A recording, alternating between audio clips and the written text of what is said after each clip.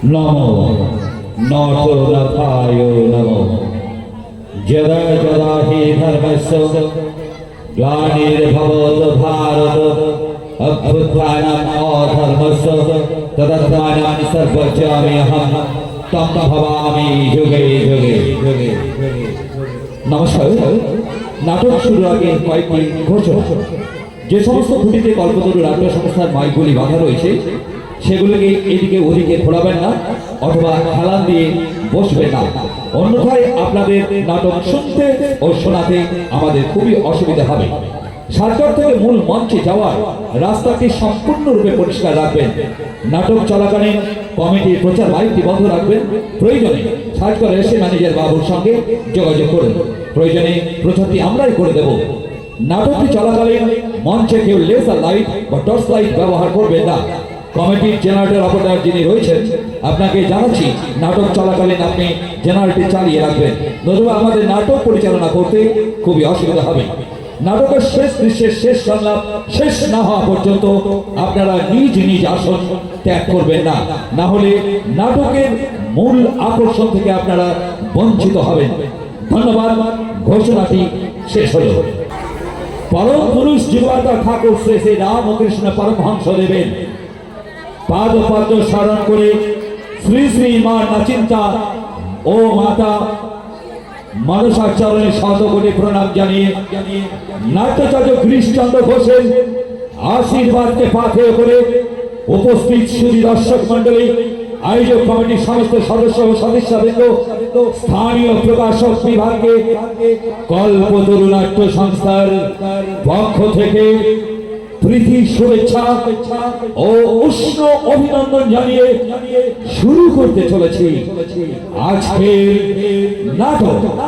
রচনা ও সম্পাদনায় পলাশ পাত্র, নির্দেশনায় বাপ্পা দাস, আলো ও ধ্বনি নিয়ন্ত্রণে মার্শাল তপন, পরিবেশনায় মা নাচিন্দা ও বার দেবতার আশীর্বাদ ধন্য আমাদের সবার প্রিয় নিউ কল্পতরু নাট্য সংস্থা। শুরু করছি হরিপদ মাইতি প্রতিষ্ঠিত ও পলাশ পাত্র প্রযোজিত কল্পতরু নাট্য সংস্থা পরিবেশিত রোমান্টিক নায়িকা চাইনা হালদার, স্বপ্ন সুন্দরী কবিতা সরকার, ব্লু হার্ট ছায়া রায়, সীমা সরকার এবং ঝড়ের আগাম বার্তা মিস চক্রবর্তী এবং আংশিক চরিত্রে সুবর্ণা অভিনীত 1432 বাস্তব ধর্মী ঘাত প্রতিঘাতের এক দুরন্ত সামাজিক নাটক। জীবনটা হল না দৌড়া, সবই হল বিধির লিখন, হারানো সংসারে ফিরে পেতে আজ তাই সকলের কষাই খানার মা, সকলের কষাই খানার মা।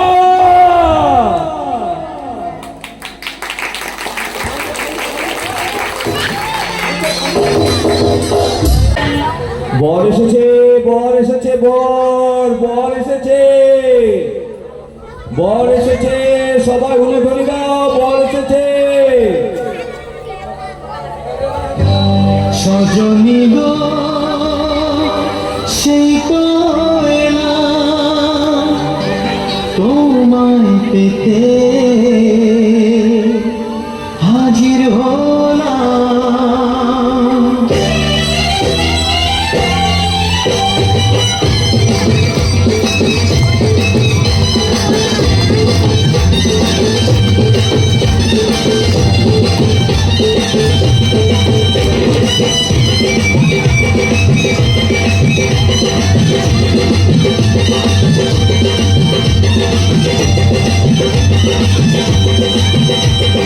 চোখ তুলে দেখো না কে এসেছে,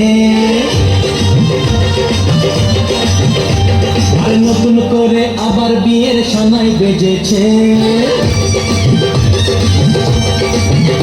আরে চোখ তুলে দেখো না কে এসেছে, নতুন করে আবার বিয়ের সানাই বেজেছে।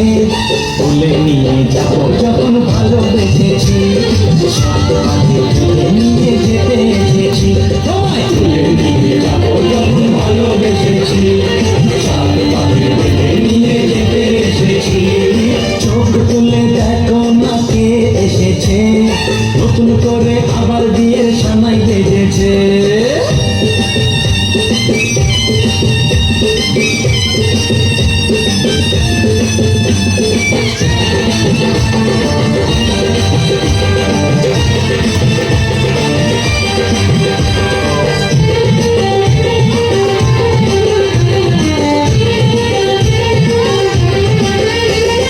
পারবে না কেউ তোমার আমার মাঝে দেওয়াল তুলে দিতে, ভালোবাসা এত কাছে পারবো তাকে ভেঙে দিতে।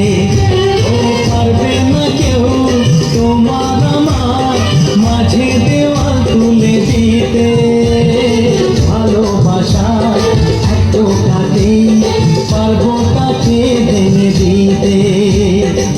চিরদিনে তুমি যে আমার, তাই তো কাছে দিলাম আবার। শাক বাজা উল্টাও খুশিতে ঘোড়ো, প্রদীপ জ্বালিয়ে বল বরণ করো। শাক বাজা উল্টাও খুশিতে ঘোড়ো, প্রদীপ জ্বালিয়ে বল বরণ করো। তুলে নিয়ে যাবো যখন ভালোবেসেছি, সাত পায়ে বেঁধে নিয়ে যেতে এসেছি। তুলে নিয়ে যাবো যখন ভালোবেসেছি, সাত পায়ে বেঁধে নিয়ে যেতে এসেছি।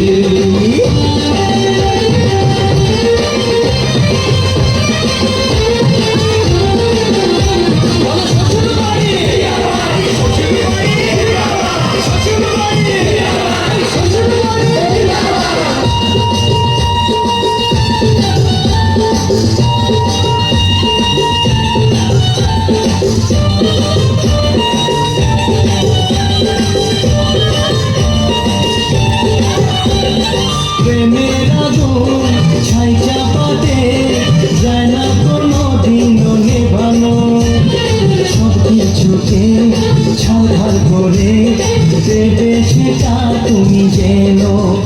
ও প্রেমের আগুন ছাই চাপাতে যায় না কোনো দিনও নেভানো, সব কিছুকে ছাড়খাড় করে দেবে সেটা তুমি যেন।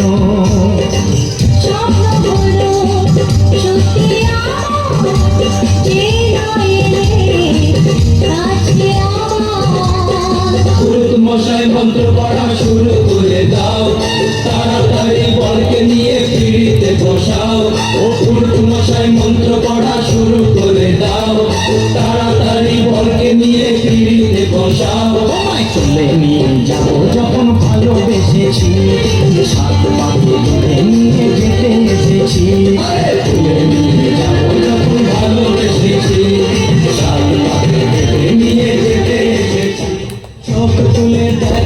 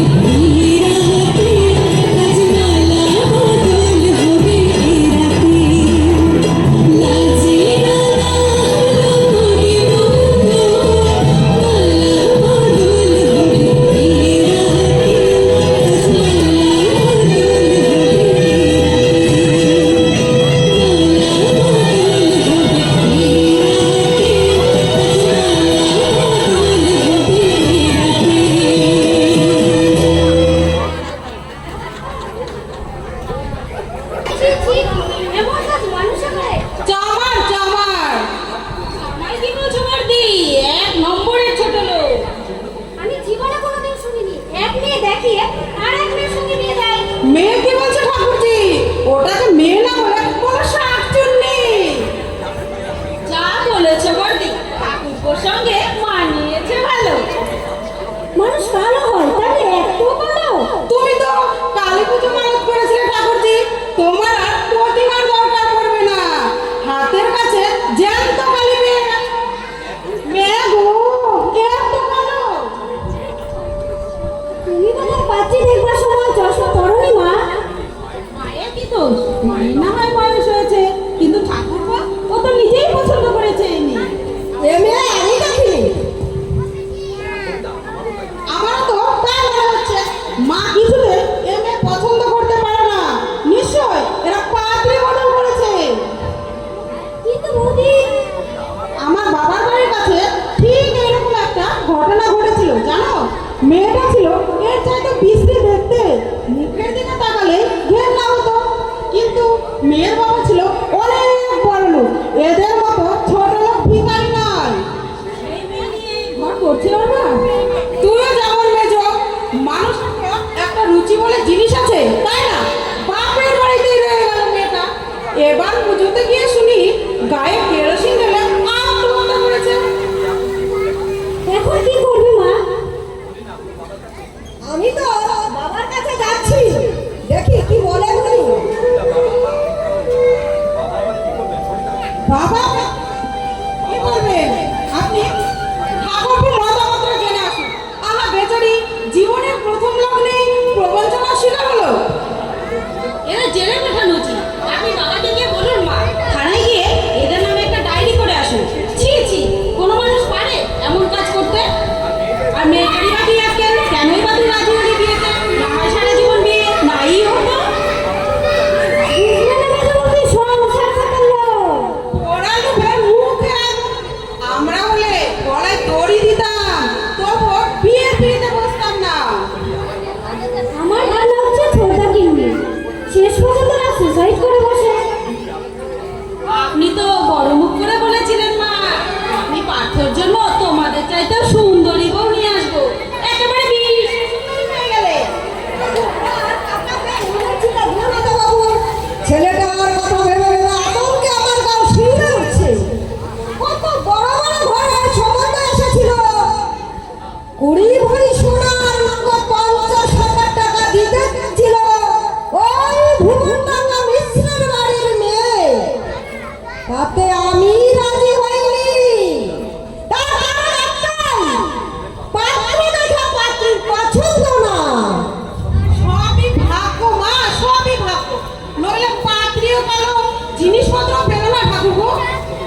ভাগ্য ভাগ্য করো না তো বৌদি, ভাগ্য খারাপ হলে কি ছোটদা ডাক্তার হতে পারতো? এটা হচ্ছে ওই শয়তানদের চক্রান্ত। কিন্তু পুলিশে খবর দিই করো, পুলিশ এসে ট্রেন দিয়ে রক্ত বার করে দিই, তবে যদি এদের শিক্ষা হয়। আপনি বোধহয় ছেলের মা। হ্যাঁ, আপনার কথা আপনাকে ডাকছে। যাচ্ছি। বড় বৌমা, মেজো বৌমা, তোমরা একটু দাঁড়াও। তোমার শ্বশুর মশাই কি বলে আমি একটু শুনে আসি। বিয়েটা যখন হয়েই গেছে, আর তো কিছু করার নেই। ফেলে রেখে গেলে লোকে আমাদের খারাপ বলবে। মায়ের কিন্তু 16 আনা ইচ্ছে, ওই কেলটিটাকে বাড়ি নিয়ে যাওয়ার। হ্যাঁ, কথা শুনে তাই মনে হচ্ছে। ওই বউ যদি বাবা নিয়ে যায় বাড়ি, আমি বাবার বাড়ি জীবনে আসবো। আহা, ছি ছি ছি ছি ছি, এতটুকু রুচিবোধ থাকবে না মানুষের? আপনি কি এই পাড়াতেই থাকেন? হ্যাঁ, এখানে আমার বাপের বাড়ি, শ্বশুর বাড়ি শিমলে। শ্বশুর বাড়ি না থেকে বাপের বাড়ি আছেন যে? দুঃখের কথা কি বলবো মা, ছোটবেলায় বিয়ে হয়েছিল, কাজকর্ম কিছু জানতাম না। এ টোকাটার বাদ বিচারে এত কি বুঝি? শাশুড়ি ভর্তি করে ছাকা দিয়েছিল, পালিয়ে এলাম সেই থেকে, পড়ে আছি স্বামী আবার বিয়ে করেছে। পুরা কপাল না, ভাই ভাই সংসারে লাঠি ঝাঁটা খাচ্ছি। আচ্ছা বলুন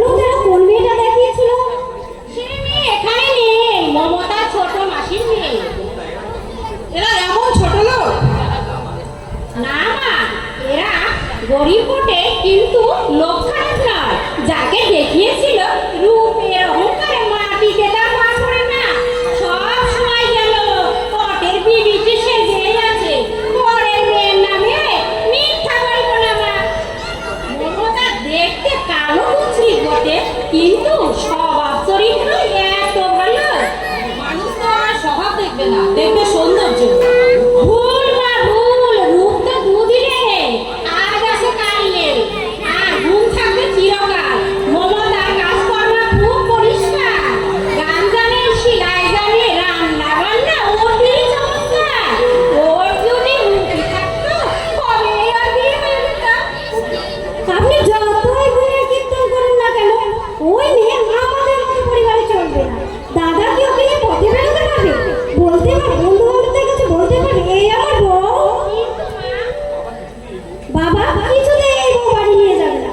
দাদারও একই মত, গুণবতী বাপের বাড়িতেই থাকবে যেমন আপনি আছেন।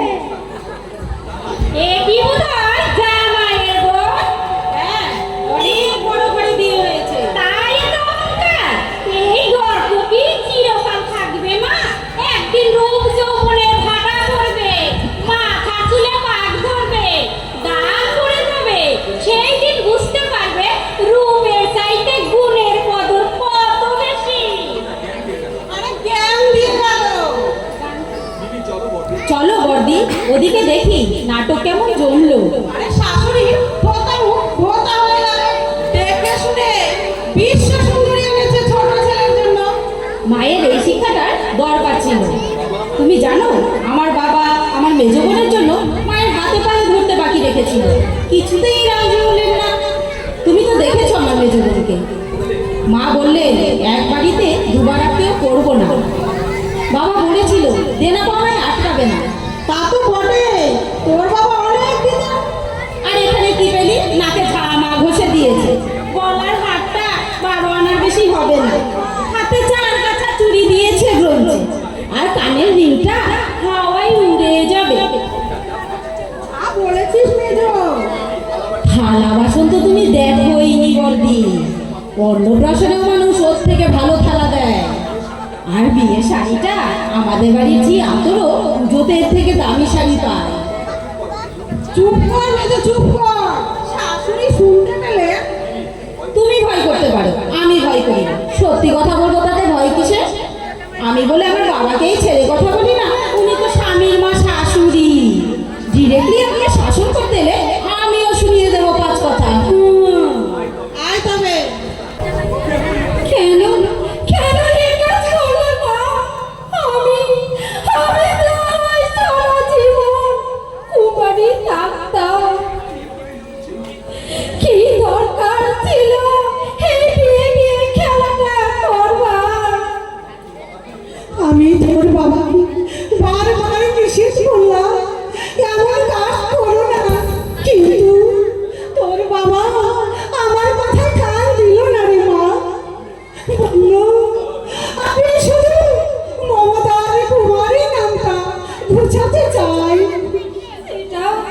সেটাকে এইভাবে চলো না প্রবঞ্চনা করে কুমারী না বুঝাবার কি দরকার ছিল? আমি না হয় সারা জীবন কুমারী থাকতাম।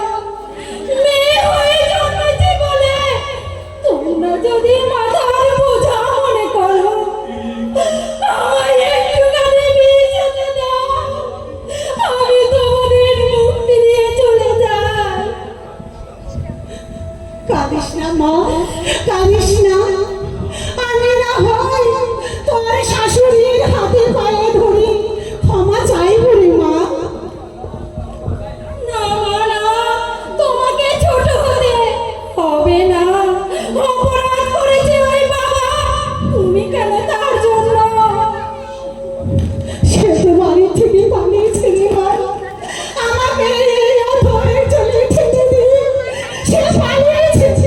মানুষের দুঃখ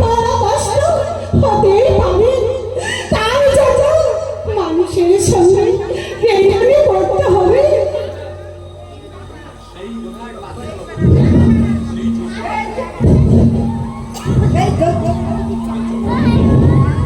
হ্যালো সেই জোচ্চটা কোথায় গেল বলুন তো? ডাকুন তাকে, ডাকুন। আমি তার মুখোমুখি দাঁড়িয়ে কথা বলতে চাই।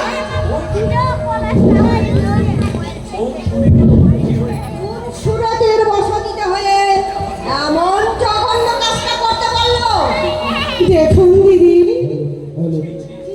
ছি, ছি, ছি, ছি, ছি। এমন কাজ একটা ভদ্রলোকে করতে পারে? নিজেকে আমার লোকটা ভদ্রলোক বলে দাবি করে। আমরা কাজ ছোট রাখি তো, কখনো ভদ্রলোক হতে পারে না। দিদি ঘটনাটা যখন একটা ঘটেই গেছে, না, এখনো ঘটেনি, এইবার ঘটবে। এই যে সারা জীবন যখন আপনার বাড়িতে রয়ে যাবে, মেয়ের দুঃখ দেখে চোখের জলে বুক ভাসাবেন আপনি। দোষ আপনার স্বামী, আর তার প্রায়শ্চিত্ত করবেন মা আর মেয়ে। নির্লজ্জ পুরুষটা তো অন্যায় করে গা ঢাকা দিয়ে দাঁড়িয়েছে। দিদি আপনি যত খুশি আমাকে অপমান করুন, কিন্তু আমার এই হতভাগী মেয়েটাকে আপনি সঙ্গে করে নিয়ে যান দিদি। আপনার এই বাড়িতে তো ঝি চাকরের দরকার। দেখুন, হ্যাঁ মা, আমি বধূর মর্যাদা চাই না, আমি কোনো সম্মান অধিকার করব না। শুধু শুধু দুই বেলা দুই মুঠো ভাত আর লজ্জা নিবারণের জন্য আমার দুইখানি কাপড় দেবে। আমি আমি আমার প্রাণ করে সেবা করব মা। সংসারে সব কাজ করে দেব।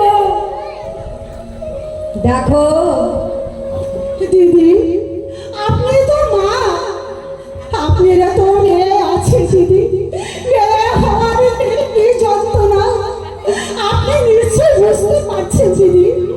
দয়া করুন দিদি, দয়া করুন, আমার এই হতভাগী মেয়েটার মুখের দিকে তাকিয়ে এইটুকু দয়া করুন দিদি, এইটুকু দয়া করুন। দেখুন ভাই, আমি আপনার ব্যথা বুঝতে পারছি, তাই তো এত সময় তারপর বাবার সঙ্গে কথা বললাম।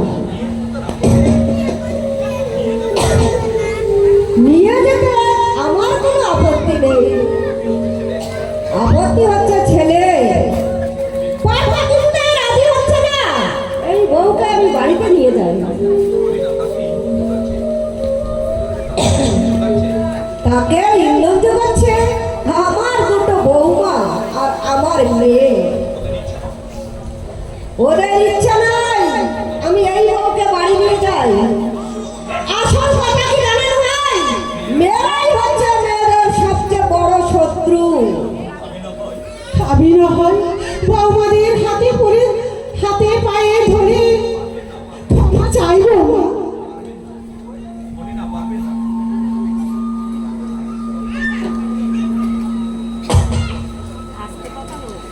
পারবেন না, তাদের বোঝাতে পারবেন না। ওই মেজ বৌমা চেয়েছিল তার বোনের সঙ্গে পার্থর বিয়ে দিতে, আমি তাতে রাজি হইনি। সেই কারণে তার মনের মধ্যে একটা অপমানের জ্বালা আছে, আমি সব বুঝি, শুধু মুখ ফুটে বলতে পারি না। তবু তবু আমি একবার গিয়ে দেখি দিদি, দরকার হলে আমি ওদের হাতে পায়ে ধরে ক্ষমা চাইব। তবু যদি আমার এই হতভাগী মেয়েটা একটা গতি হয় দিদি, আপনি মমতার সঙ্গে কথা বলুন দিদি। আমি আসছি দিদি, আমি আসছি। তোমার নাম মমতা? হ্যাঁ মা, লেখাপড়া কতদূর করেছো? বিয়ে পাস করেছি, শুনলাম গাইতে পারো। মোটামুটি তাই তোমার আচার আচরণের ব্যবহার।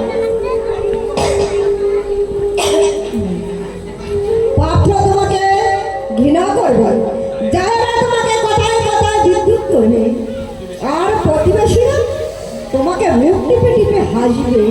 আমার মেয়েও হয় তোমাকে চর্চা করবে না। এই সব কিছু পরিস্থিতি মানিয়ে নিতে পারবে তো মা? পারবো মা, পারবো। আমি তো বধূর মর্যাদা চাই না, কোনো সম্মান অধিকার করবো না। শুধু আপনার সরল হৃদয় সহানুভূতি পেলে আমি ধন্য হব মা, ধন্য হব। দয়া করে আপনি আমায় নিয়ে চলুন, আমি আপনার প্রাণ পাত করে সেবা করব, সংসারের সব কাজ করে দেব মা। আমি আরেকবার বাবার সঙ্গে কথা বলে দেখি। আমি চাই না তোমাকে নিয়ে যে একটা বাড়িতে অশান্তির ধর্ম। আর তাছাড়া তোমার শ্বশুর মশাইয়ের চাকরি আর বেশি দিন নেই, হয়তো সামনের মাসে রিটায়ার হবে।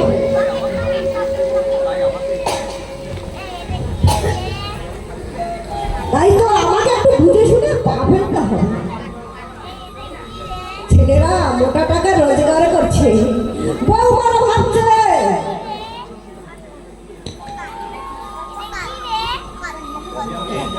কবে আমি এই সংসার থেকে মুক্তি নেব? আপনি দীর্ঘ 35 থেকে 40 বছর যে সংসারটাকে আমি নিজের হাতে গড়েছি, হয়তো একদিন সেই সংসার থেকে আমাকে সরে দাঁড়াতে হবে। এটাই সংসারের নিয়ম। তবুও কথাটা মনের মধ্যে ভাবলে কেঁদে ওঠে, কেঁদে ওঠে এই মনটা। তো কিছু তো উপায় তো নেই, সকলকে সরে যেতে হয়, তাই আমাকেও সরে যেতে হবে, আমাকেও সরে যেতে হবে। যার তিনটি ছেলে কীর্তিমান ভালো চাকরি করে, সেই মায়ের মনেও দুঃখ, দুঃখ কি মানুষের জীবন সঙ্গী। অর্থ সম্পদ থাকলেও কোনো না কোনো দুঃখ মানুষকে বিচলিত করে পৃথিবীতে। তাহলে সুখীকে বোধহয় কেউ নয়, একটা না একটা ব্যথা মানুষের রয়ে গেছে, মানুষের রয়ে গেছে। দিদি, কি রে? তোর বোধ হয় কোনো আশাই নেই। বন্ধু এমন কাজে তাদের সঙ্গে জুটেছে জামাইবাবুর ওই দুটো বোন। তিনজনে মিলে জামাইবাবুকে বোঝাচ্ছে এই বোনকে তোকে যেতে হবে না, আবার তুমি বিয়ে করো। আইন তোমার সহায় আছে, জোচ্চরের মেয়ে এখানেই থাকবে। আরো যেসব কথা বললে, তোর জামাইবাবু কি বললেন? জামাইবাবু কিছুই বলছে না, শুধু মাথা নিচু করে বসে আছে। এরা তিনজন সমানে বুঝিয়ে যাচ্ছে। তবে তোর শাশুড়িটা খুব ভালো। সকালেও জামাইবাবুকে বলেছে এটা তোর ভাগ্য, না হলে এমন ঘটনা ঘটবে কেন? শ্বশুর মশাই কি বললেন? সে তো বুড়ো মানুষ, সে তো কিছু বলতে গেলেই বউরা ধমক দেয়। আপনি চুপ করুন বাবা, তিনটাই খরচ। তাই বলছি দিদি, তোর দরকার নেই শ্বশুর বাড়ি যাবার। এরা তোকে পদে পদে অসম্মান করবে। তোর কুমারী নাম তো বুঝেছে, তুই এখানেই থাক। তোমাকে তোমার শাশুড়ি ডাকছে। তুমি তুমি কে ভাই? আমার নাম আতো। তোমার শাশুড়ি কাজের লোক, তোমাকে একটা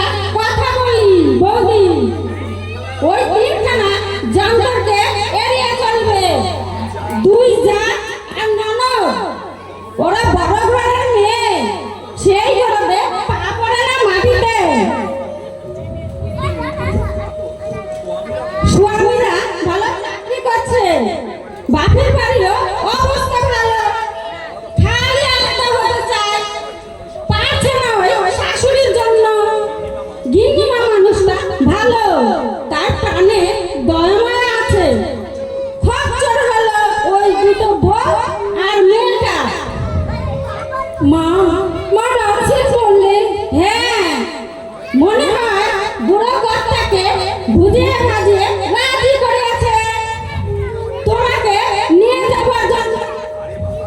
আরে বাবা, তোরা শুধু রূপ খুঁজছিস, রূপ তো পাতার জল। এই সেই রূপ নিয়ে এত দেমাকে সাল্লা তো গিন্নিমা কিন্তু একটা খাঁটি কথা বলেছে, বললে বাইরের রূপ তো কিছুই না, অন্তরের রূপটাই হচ্ছে আসল জিনিস। রূপ তো একদিন দেখলে এবার গুণ দেখো। মা বললেন এই কথা, তোমার দীপ্তি বৌদি গিন্নিমারও অনেক কথা বলেছে, সব কথা তো আর আমি বুঝি না। বললে কালো কালো যদি এতই মন্দ, চুল পাতিয়ে কলপ লাগাতে না।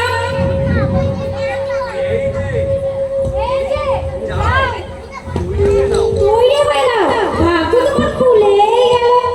তোমার শ্বশুর বাড়িটা যে চোরের মতো লুকিয়ে রইল। মেয়ে শ্বশুর বাড়ি যাবার সময় কি একবারও আসবে না সেই কাপুরুষটা? তোমার চেহারাটাই সুন্দর, কিন্তু মুখটা যেন আস্তা করে ভাগাল। কি বললি তুই শয়তানি? শয়তানি আমি না তুই? সুলতা, জুতিয়ে তোর মুখ যদি ভেঙে না দিয়েছি। বেশি ফটফট করো না, জুতো কিন্তু আমার পায়ে আছে, এটা কিন্তু তোমার মুখে উঠে যেতে পারে। এই অপমানের প্রতিশোধ যদি আমি না নিয়েছি, আমিও বাপের বেটি নই। ছোট লোক জোচ্চর ইতর, জোচ্চরের মেয়ের এত বড় স্পর্ধা আমার মুখে জুতো মারবে। জোচ্চরি করে এক মেয়ে দেখে আরেক পেতনির সঙ্গে বিয়ে দিয়েছে আমার ছোটদা।